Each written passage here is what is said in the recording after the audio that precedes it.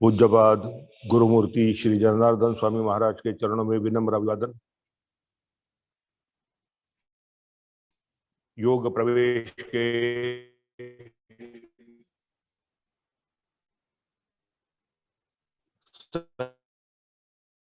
सभी अभ्यासार्थी इन्हें विनम्र। आज का अपना विषय है योग शास्त्र, जो दर्शन शास्त्र का एक हिस्सा है, उसके बारे में जानकारी प्राप्त करनी। योग शास्त्र का अभ्यास करने के लिए क्या प्री रिक्विजिट्स है, पूर्व तैयारी क्या करनी है, यह पहले जान लेंगे। जैसे अगर ग्रेजुएशन के लिए हमें एडमिशन लेना है तो मिनिमम क्वालिफिकेशन 10th या 12th यानी मैट्रिकुलेशन आवश्यक है। पोस्ट ग्रेजुएशन के लिए ग्रेजुएशन आवश्यक है। उसी प्रकार योग शास्त्र का अभ्यास करने के लिए क्या आवश्यकताएं हैं, इसके बारे में थोड़ी सी जानकारी पहले लेंगे। योग शास्त्र का अभ्यास करने के लिए सबसे पहली प्री रिक्विजिट अर्थ जो है वह है कि हमें मनुष्य होना चाहिए। और खुशकिस्मती से हम सब नरदेह धारण करके अवतीर्ण हुए हैं। हम सब मनुष्य है, स्त्री हो पुरुष हो, हम मनुष्य है। बस यह पहली अर्थ है। और जीवन में अपना कल्याण करने का हेतु होना चाहिए, यह दूसरी अर्थ है। यह दूसरी प्रीरिक्विजिट है।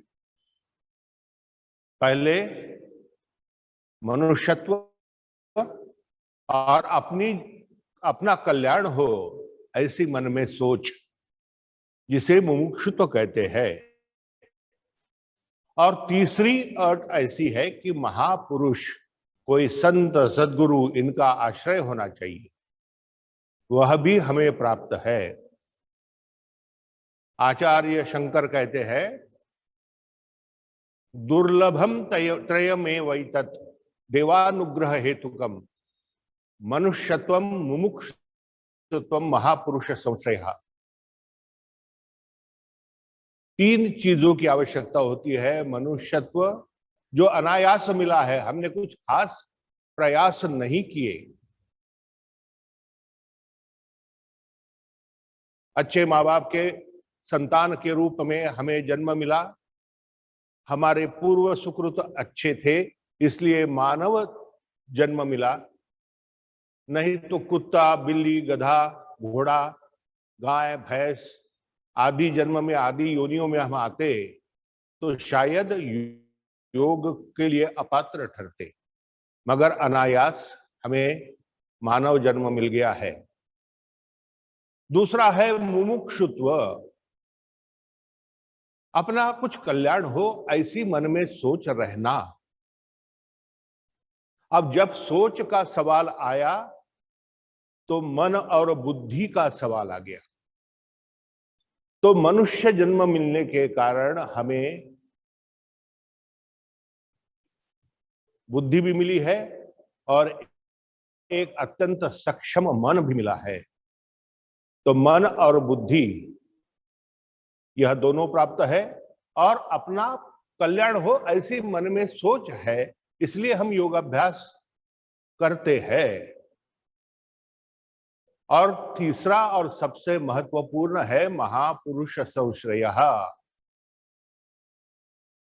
महापुरुष, सत्पुरुष, संत पुरुष, सद्गुरु का आश्रय प्राप्त होना, यह भी हमें प्राप्त हो गया। यानी हम मानव है, हमें मुमुक्षुत्व है और हमें पूज्यपाद गुरुमूर्ति जनार्दन स्वामी जैसे महानुभाव का, महापुरुष का, सद्गुरु का आश्रय भी मिल गया इस योगाभ्यासी मंडल के साथ जुड़ने के कारण। तो तीनों जो प्रीरिक्विजिट्स है, आवश्यकताएं हैं, वह हम क्वालिफाई करके गए, क्वालिफाई कर रहे हैं, और इसीलिए योगाभ्यास में हम प्रविष्ट हो गए। 19वीं सदी में, शायद 1891 के आसपास, पाश्चात्य देशों में एक बहुत बड़ी विचार प्रणाली प्रसरित हुई जिसे डार्विन्स लॉ ऑफ रिलेटिविटी कहते हैं। डार्विन का उत्क्रांतिवाद। यह डार्विन का उत्क्रांतिवाद क्या था कि मानव की उत्क्रांति वानर से हुई। डार्विन महाशय ऐसा कहते हैं कि हम लोग सब पहले वानर थे और अब नर बन गए, वानर से नर। यह डार्विन का मुख्य सिद्धांत उत्क्रांतिवाद का है। पाश्चात्य लोगों ने इस सिद्धांत की बुरी बुरी सराहना की, इसे सर पर बिठाया। वाह वाह डार्विन महाशय, आपने क्या बताया है कि वानर से नर निर्माण हुआ। मगर हम भारतीयों को इसके बारे में कुछ बड़ी बात नहीं लगी, और इसका कारण यही है कि नर से नारायण बनने की प्रक्रिया हमें पता थी। अरे जिसे दूध से दही, दही से फिर मक्खन, मक्खन से फिर तूप बनाने की प्रक्रिया याद है, घी।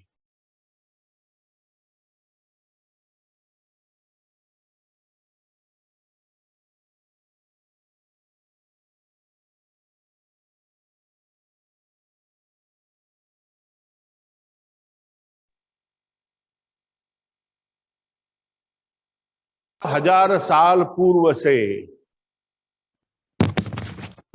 हमें नर का नारायण सर्वोत्तम, नरोत्तम, पुरुष का पुरुषोत्तम, नारी की नारायणी कैसे बनाते हैं, इसका ज्ञान था। तो फिर वानर से नर, ये तो बहुत ही चिल्लर और प्राथमिक अवस्था हो गई, इसलिए हमें उस सिद्धांत का कुछ महत्व नहीं लगा। अब मानव बन गए हैं, जरा सोचिए कि मानव की पहली अवस्था कैसी होगी। डार्विन के सिद्धांत के अनुसार वानर से नर, मगर हमारे उत्क्रांतिवाद जिसको कहते हैं, उसके अनुसार हमें दशावतार का अभ्यास करना चाहिए। जलचर, सबसे पहले पृथ्वी पर जीव सृष्टि जब निर्माण हुई तो वह जीव सृष्टि जलचर के रूप में निर्माण हुई। बाद में उभयचर, यानी जल में भी रह सकता है, जमीन पर भी रह सकता है, ऐसा उभयचर। उसके बाद में वनों में रहने वाला वनचर, क्षुद्र जीव। उसके बाद में और उत्क्रांति होते होते जैसे जैसे वनचर का देह त्याग कर मानव का देह प्राप्त होना शुरू हो गया, और उसके बाद में मानव निर्माण हो गया। तो सूक्ष्म जीव से आज के स्थूल जीव तक यह मानव की उत्क्रांति दशावतार के द्वारा हमें समझाई गई है, हमारे शास्त्रों में, हमारे धर्म ग्रंथों में। सबसे पहला अवतार है मीनावतार या मत्स्यावतार, जलचर। फिर कश्यप यानी कच्छ अवतार, यानी कछुआ, वह दूसरा अवतार है विष्णु का। जो उभयचर था, जमीन पे भी रह सकता था और पानी में भी रह सकता था। फिर वराह अवतार, शूद्र जीव। फिर धीरे धीरे परिवर्तन होते हुए वामन अवतार,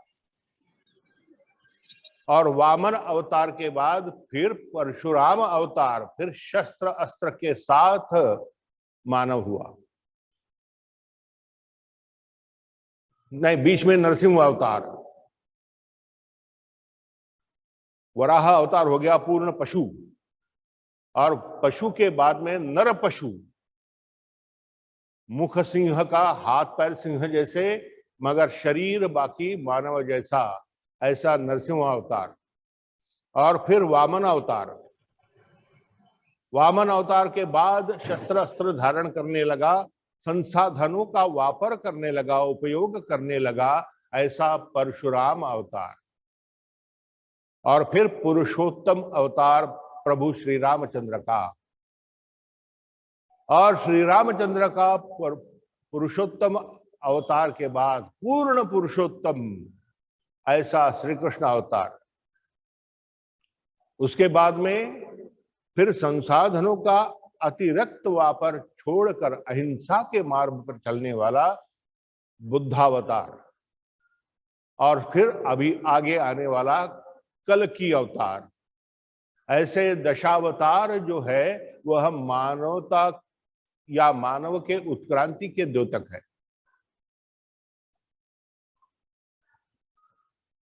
अब शुरू में मानव की जिंदगानी कैसी थी, अगर हम कल्पना करें तो मानव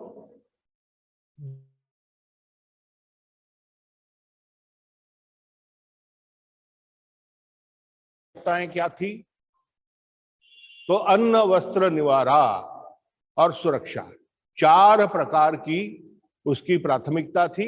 उसका जीवन का ध्येय था कि 2 वक्त खाने को कुछ मिले, रहने के लिए कोई गुफा, पेड़ की ढोली आदि कुछ रहे, पहनने के लिए कुछ वलकल, कुछ पत्ते, कुछ पन्ने इकट्ठे हो, जिससे धूप, ठंड, बरसात से बचाव हो सके, और अपनी सुरक्षा करे, क्योंकि मानव यह सबसे कमजोर प्राणी है, जीव है। अगर कोई भी जीव सृष्टि का जीव लिया तो वह मानव से शक्तिशाली है। चतुष्पाद प्राणियों की अगर बात की हमने, तो चतुष्पाद प्राणियों में हाथी, शेर, बाघ, ये सब, गाय, बैल, भैंस, यह सब शक्ति से मानव से अधिक है। और सूक्ष्म जीवों का अवलोकन किया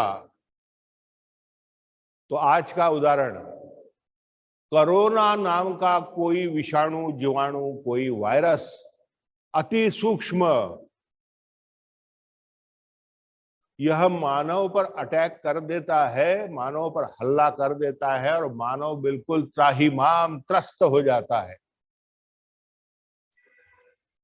छोटे छोटे जीवाणु भी शक्ति में मानव से ऊपर है, मगर मानव को एक चीज का वरदान है, वह है सक्षम मन और सक्षम बुद्धि, अच्छी बुद्धि।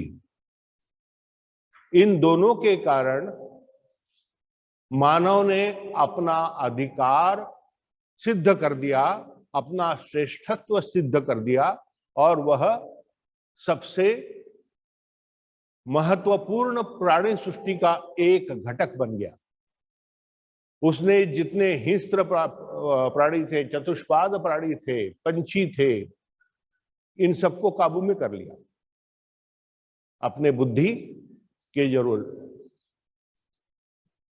और इस बुद्धि का सही वापर करके ही उसने अपनी आवश्यकताएं भी पूर्ण की। पहले रोज शिकार करो, शिकार करने के बाद खाना मिलता था, तब तक नहीं।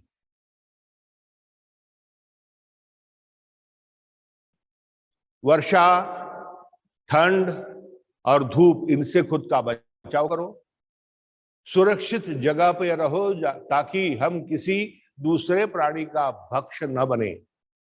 यह सब सिलसिला चलता रहा और फिर एक बात मानव के बुद्धि में प्रकट हुई कि हम अकेले हैं, तो हमारा सुरक्षा कवच आसानी से भेदा जा सकता है।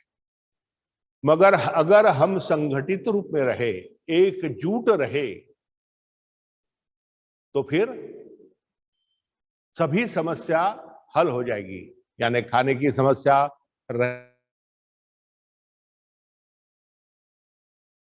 यह सब समस्या दूर होते रहेंगी। और इसीलिए फिर समाज की निर्मित हुई। पहले व्यक्ति,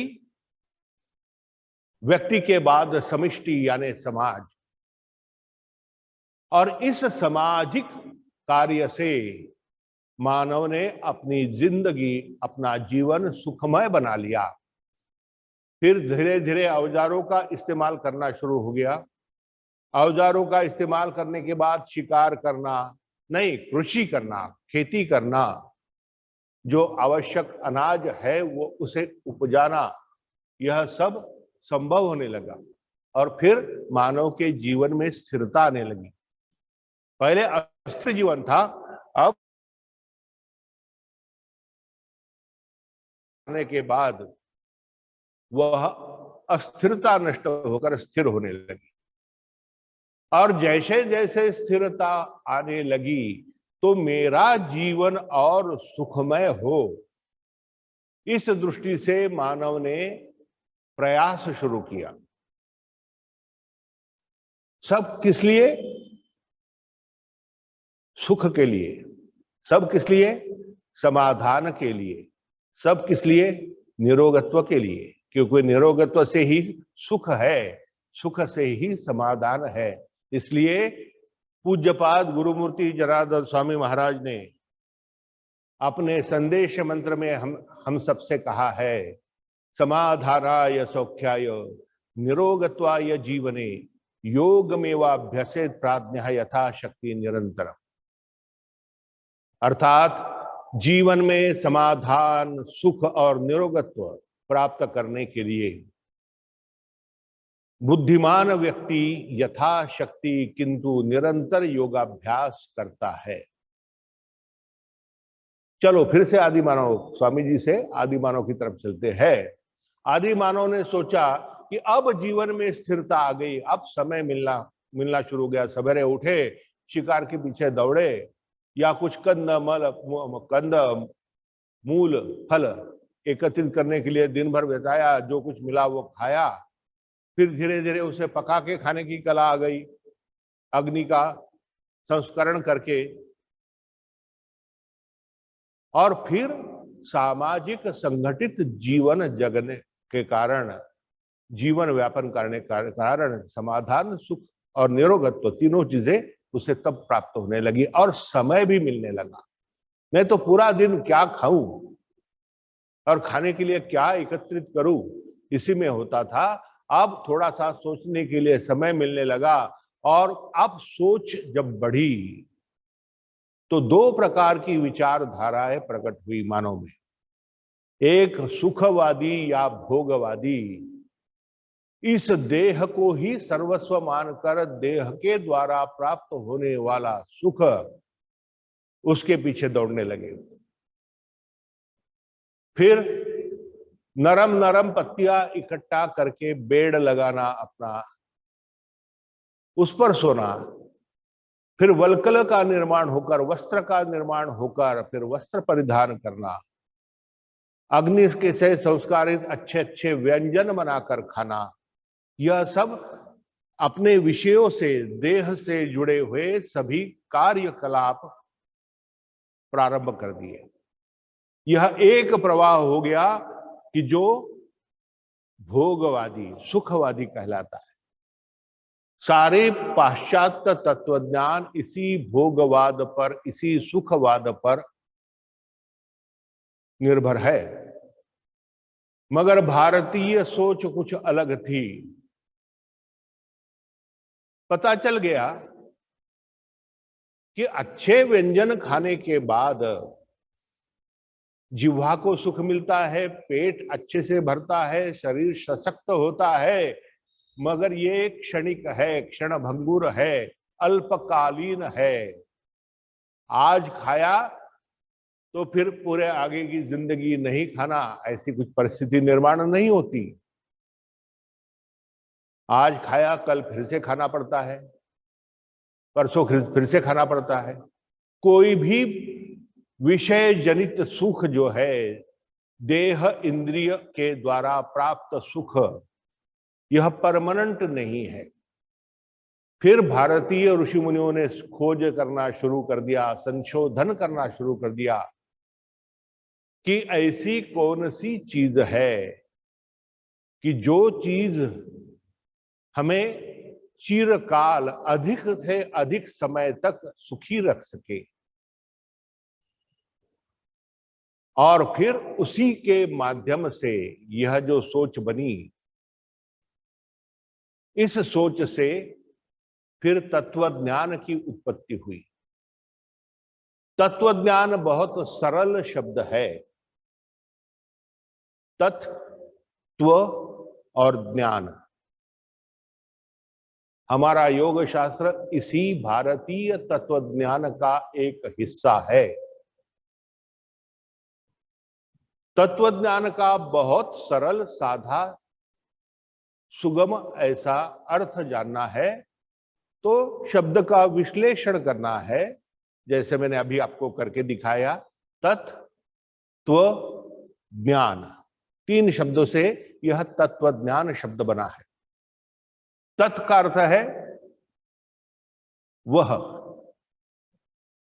संस्कृत भाषा में तत्ते तानी करके तत् शब्द चलाना सिखाते हैं। तत् यानी वह। अब वह यानी क्या? अब वह का अर्थ है कि जो अंतिम सत्य है, जो पूर्ण है, जो चैतन्य स्वरूप है, जो चिन्मय है और जो आनंद स्वरूप है, ऐसा तत्व, जो सच्चिदानंद स्वरूप है, ऐसा तत्व यानी तो। अब इस तत्व को, इस वह को, वह परमात्मा का वाचक शब्द कह सकते हैं। जैसे तस्य वाचकाः प्रणवाः, प्रणव ओंकार यह परमात्मा का वाचक, वैसे ही तत् यह भी परमात्मा का वाचक शब्द है, क्योंकि वह सर्वव्यापी, सर्वशक्तिवान, सर्वसाक्षी, निर्गुण निराकार तत्व है। उसे व्यक्त करना बहुत कठिन है, इसलिए वह कहकर उसे संबोधित किया गया है शास्त्रों में। उस वह की खोज की, और इस खोज का नतीजा यह निकला। तत्वज्ञान को पहले समझ लेते हैं। तत् हो गया वह, त्व यह जब शब्द जुड़ जाता है तो उसकी विशेषता प्रकट करता है, क्वालिटी प्रकट करता है, उसका मूल स्वरूप प्रकट करता है। जैसे माता शब्द है, और माता शब्द से मातृत्व। अब मातृत्व बोलने के बाद कुछ अलग से बोलना नहीं पड़ता। माता का जो प्यार है, माता का जो जिव्हाड़ा है, माता की जो अपने पुत्र के प्रति श्रद्धा निष्ठा जो है, वह सब मातृत्व इस शब्द में क्लियर हो जाती। उसके विरुद्ध है शत्रुत्व। शत्रुत्व, शत्रु मूल शब्द, उसको त्व लग गया। शत्रुत्व का अर्थ है दुश्मनी। शत्रु की जो क्वालिटी है, शत्रु के जो गुण है, वह शत्रुत्व से प्रकट होते हैं। मित्रत्व, मित्र के गुण। पितृत्व, पिता के गुण। भ्रातृत्व, भ्राता के गुण, भाई के गुण। तो त्व शब्द लगने के बाद उस गुणों का एहसास होता है, उसके बारे में जाना जा सकता है। तो तत्व शब्द का अर्थ है उस सर्वव्यापी, सर्वसाक्षी, सर्वशक्तिमान परमात्मा के गुण, परमात्मा की विशेषताएं, इनको जानना। और जानना है इसका मतलब ज्ञान प्राप्त करना। इसलिए तत्व ज्ञान यह शब्द तैयार हो गया परमात्मा के स्वरूप को जानने का साधन, यानी तत्वज्ञान। अब यह तत्वज्ञान भारत में विकसित हो गया और उसका मूल उद्देश्य पाश्चात्य जो तत्वज्ञान है, मेरा भला हो, मुझे अच्छे सुख प्राप्त हो, मुझे सब कुछ मिले, मैं सीमित है। देह दृष्टि से देखा गया तो जो कुछ प्राप्त है वह क्षणभंगुर है, और वह क्षणभंगुर की आस पाश्चात्य तत्वज्ञान ने की। मगर भारतीय तत्वज्ञान ने केवल अपना विचार नहीं किया, और इसलिए भारतीय तत्वज्ञान में सर्वे भी सुखिना संतु, सर्वे संतु निरामया, सर्वे भद्राणि पश्यन्तु, मां कश्चित दुख भाग भवेत्, यह सूत्र दिया गया है। सर्वे भी सुखिना संतु, सब सुखी भवो, सब सुखी हो जाए, सब लोग पवित्र हो जाए। भद्रम भद्राणि पश्यन्तु,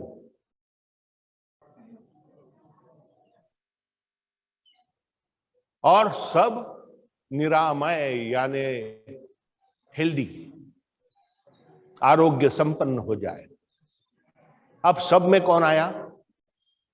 तो मैं तो आया ही, यानी अगर मैं खुद को देह समझता हूं तो वह मेरा देह, वह सुखी रहे, वह निरामय रहे, वह पवित्र रहे, शुद्ध रहे, और मेरे साथ जुड़ी हुई हर चीज पवित्र रहे, शुद्ध रहे, सात्विक रहे, निरामय रहे। फिर मेरे साथ कौन जुड़ता है? तो मेरे साथ जुड़ते हैं मेरे सगे संबंधी, मेरे परिवारजन, मेरा समाज, मेरी मानव जाति।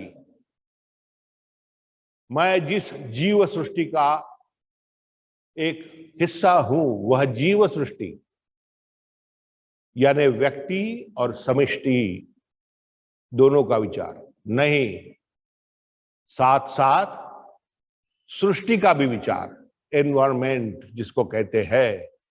हम पाश्चात्यों का अंधानु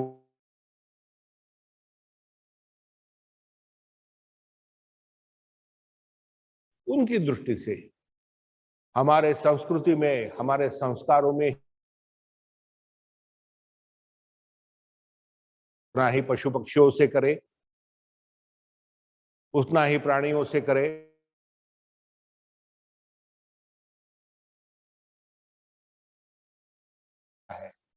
पेड़ों को देवता मानना, प्राणियों को देवता मानना, यह हमारी संस्कृति है। देवता मानना यानी जे जे देखीजे भूत, तेते मानीजे भगवंत।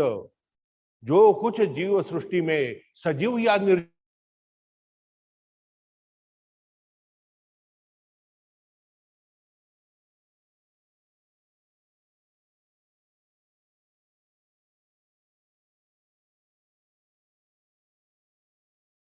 सीख करते करते समष्टि के भी ऊपर में एक चैतन्य स्वरूप, सब में चैतन्य निर्माण करने वाला एक तत्व।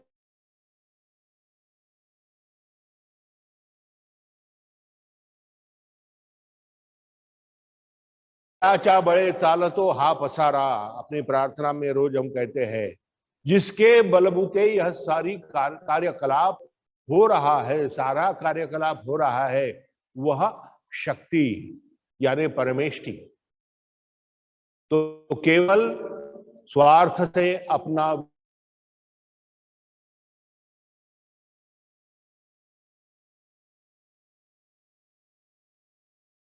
समष्टि, प्रकृति, सृष्टि और परमेष्ठी, यह पंच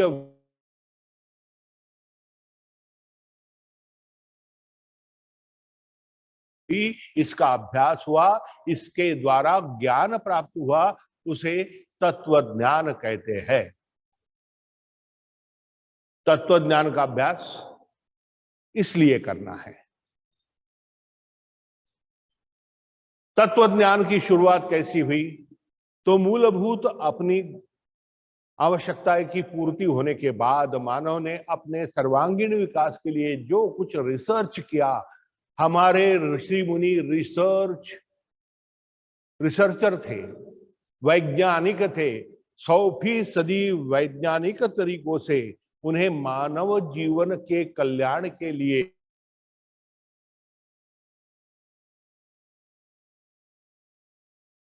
दर करते गए। एक बार करके रख दिया, कुछ धर्मों में ऐसा है कि एक बार कोई उनका पैगंबर आया था बोले और उसने एक तत्व लिख दिया, है फिर भी वही अंधानुकरण चल रहा है। पाश्चात्यों में भी वही है, पाश्चात्य संस्कृति। मगर हमारे यहाँ पीढ़ी दर पीढ़ी एक एक ऋषि का आश्रम, एक एक मुनि का आश्रम, एक एक रिसर्च ओरिएंटेड विद्यापीठ थे, विश्वविद्यालय थे, जिसमें विश्व भर के लोग आकर उस कार्य में, ज्ञानार्जन के कार्य में, ज्ञानार्जन किस लिए? तो सर्वे सुखिनः सन्तु सर्वे सन्तु निरामयाः सर्वे भद्राणि पश्यन्तु के लिए यह अविरत कार्य चलता रहा। और इसी से तत्व ज्ञान का उदय हुआ और सबसे पहले निर्माण हुआ वेद। भारतीय संस्कृति में दो विचार प्रवाह है। वेदों को मान्यता देने वाला विचार प्रवाह और वेदों के सिवाय तत्वज्ञान का अभ्यास करने वाला विचार प्रवाह। ऐसे दो प्रकार के विचार। अब वेद में क्या था कि एक सद्गुरु, एक सत्शिष्य को गूढ़ रहस्यमय ज्ञान देता था और वह गलत हाथों में न पड़े इसलिए सूत्र रूप में देता था, यानी संक्षेप में, इंडिकेटिव। काल चलता रहता है, काल किसी के लिए रुकता नहीं है। तो यह जो सार रूप, तत्व रूप, सूत्र रूप यह ज्ञान था, वह धीरे धीरे एक गुरु से दूसरे गुरु तक, दूसरे शिष्य तक, वहां से फिर वह अपने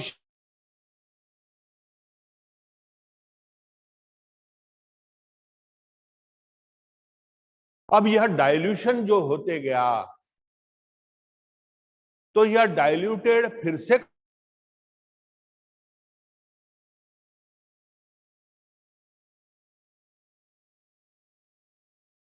किया गया और वर्गीकरण वेदों का 4 भाग।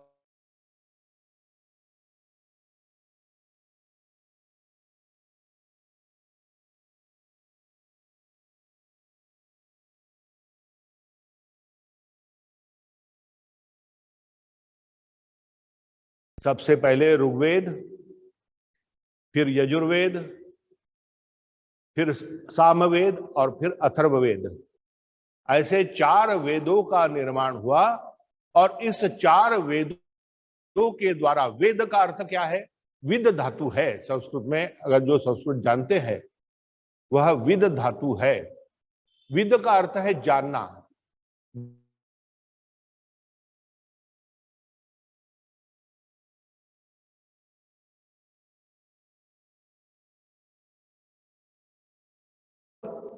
सरल अर्थ जानना, अभ्यास करना, ज्ञान प्राप्त करना, और जिससे ज्ञान प्राप्त होता है वह वेद। तो वेद 4 प्रकार के हमने देख लिए। फिर यह वेद गहन होने लगे, क्योंकि एक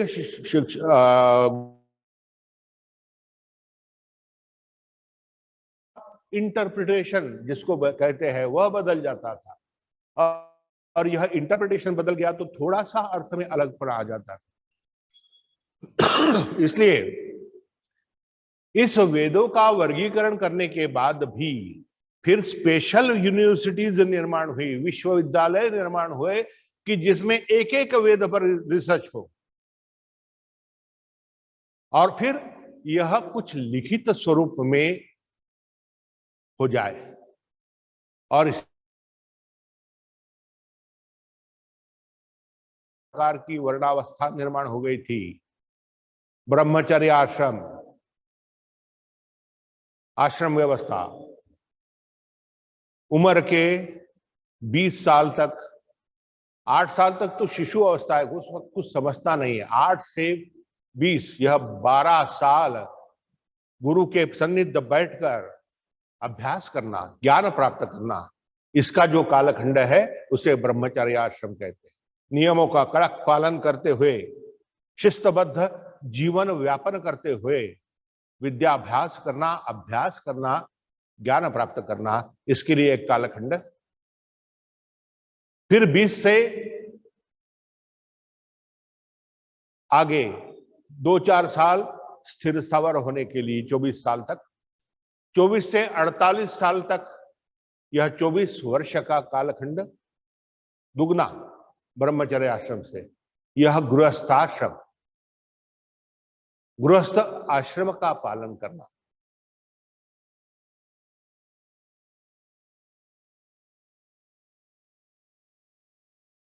जब सांसारिक जिम्मेदारियों से पूर्तता कर ली, जब सांसारिक जवाबदारी पूर्ण हो गई,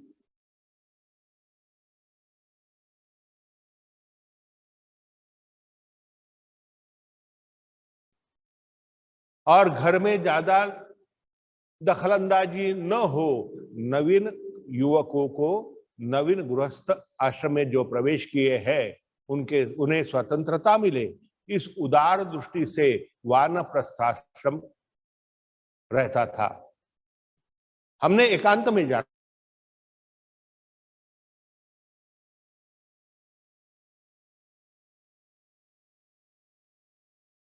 समाज उपयोगी कैसा हो, इसलिए उसका उपयोग करना। अपने ज्ञान का, यानी 12 साल ज्ञान प्राप्त किया है,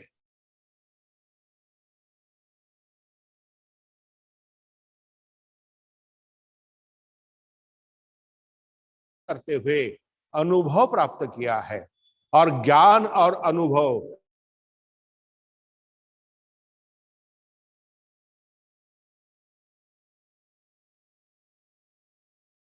आश्रम का अर्थ जंगल में जाके बढ़ गए और समाज से संबंध तोड़ दिया, ऐसा नहीं होता। मगर समाज से हटकर रहना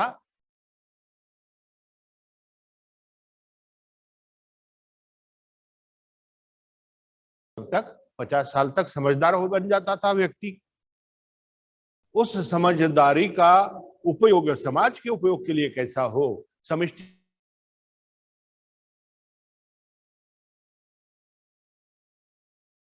फिर सब हो गया तो फिर निवृत्त हो जाना, retirement at the age of 58 और 60।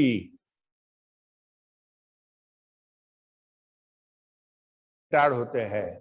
हमारे यहाँ करीब करीब 70वें साल में निवृत्त होते थे, और सन्यास, फिर अनासक्त जीवन जगना, कहीं आसक्ति नहीं। अब